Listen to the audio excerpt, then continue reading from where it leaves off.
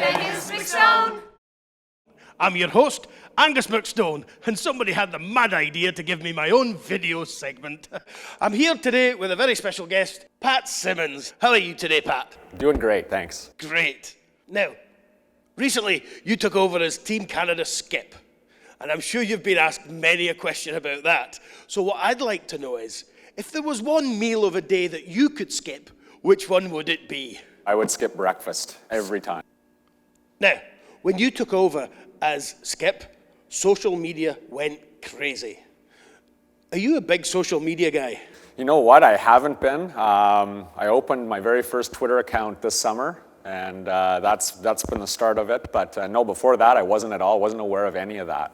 So, is there anything you're doing right now to build your following? No, not yet. I'm just trying to learn how to tweet still. Yes, I don't quite get it myself. Well, trying to figure it out exactly. Now, when Twitter exploded, they started talking about you being the best curler of all time. Do you agree with that? Definitely not.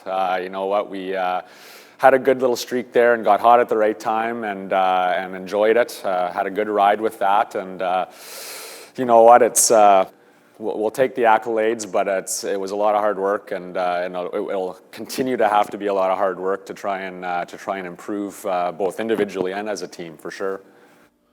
Great. So who would you say is your favorite curler of all time? Or who do you think is the best curler of all time? The best curler of all time? You know, I always thought, given the resume and the longevity of his career, I always thought Kevin Martin would have to be named that.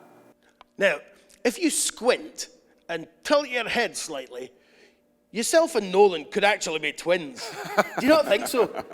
Well, he's got about a foot on me for height, but hair-wise and whatnot, I think you're right. So, in addition to curling, I understand you're also a chiropractor. Yes, that's right. Great. Maybe you can have a look at my back later. Do you ever work on each other's backs, or do you ever work on some of your teammates' Yeah, it's not each other's backs. It's me doing the work, that's for sure. But yeah, no, I have. You know, I would say on a typical weekend, there's one time, whether it's one of my teammates or someone else from a different team, but there's usually one instance per that I'm called to duty. Now, if it's someone from another team, maybe a competitor's team. For example. Would you ever, maybe slip an extra bit of a disc out there? No, I wouldn't do that, never. Competitive advantage. Now, curling's known as the roaring game as you shout down the ice and follow your stone. Do you have a particular roar or shout that you send down after your stones?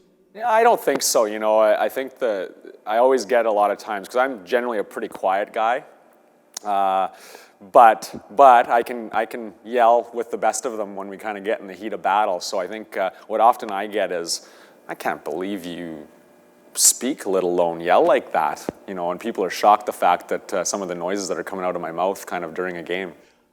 Now, do you have any advice for some of the up-and-coming curlers? Because now you're a figure that people look up to. What would you say to a person either just starting curling or just thinking about starting curling? Yeah, you know what? Curling is about having fun, enjoying it. You know, obviously, curling's a great sport because you can play at any level you want. You know, you can strive to be an Olympian, or you can strive to make it to every Friday night mixed league game. And either way, it's enjoyable. You know, you meet a great group of people and have a lot of fun doing it. And certainly, we've had the chance to travel the world and got to see places we never would have got to otherwise. And you know, it's a game that you can play for a long time and have a lot of fun doing it. Great. Well, thanks for coming in today and chatting with us. I've been Angus McStone. Keep your stones on the ice.